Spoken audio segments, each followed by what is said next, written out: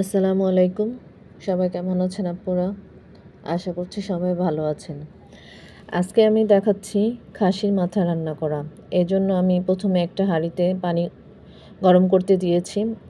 পানি যখন ফুটে যাবে তখন এ পানির মধ্যে আমি খাসির জিহ্বাগুলো দিয়ে দিচ্ছি, কারণ এগুলো সিদ্ধ করে পরিষ্কার করে নিতে হবে।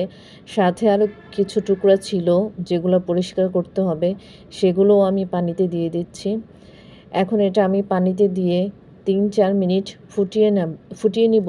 এভাবে ফুটাবো যেন সেগুলো আমি পরিষ্কার করতে পারি সিদ্ধ হলে। এখন আমি দিয়ে কিছুক্ষণ ফুটিয়ে নিচ্ছি। ফুটিয়ে নিয়ে এগুলো কেটে পরিষ্কার করে নিয়েছি। এখন আমি একটা হাঁড়িতে তেল নিয়ে নিচ্ছি। তেল নিয়ে এর মধ্যে এখন আমি কিছু পেঁয়াজ দিয়ে দিচ্ছি। খাসির মাথা আমি এটা ঝোল রান্না করব। ঝোল রান্না করতে গেলে পেঁয়াজটা একটু বেশি দিতে হয়। এজন্য আমি এখানে পেঁয়াজটা একটু বেশি দিয়ে দিচ্ছি। এখন পেঁয়াজটা দিয়ে আমি ভেজে নিচ্ছি।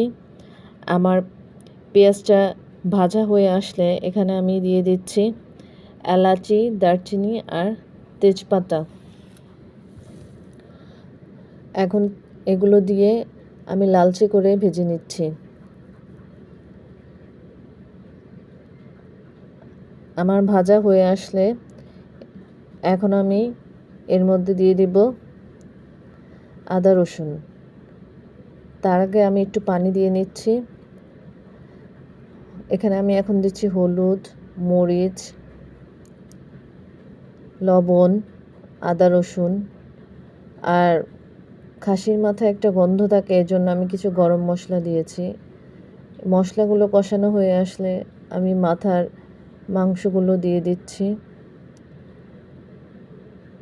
এখন আমি এটা দিয়ে ভালো মতো কষিয়ে নিচ্ছি।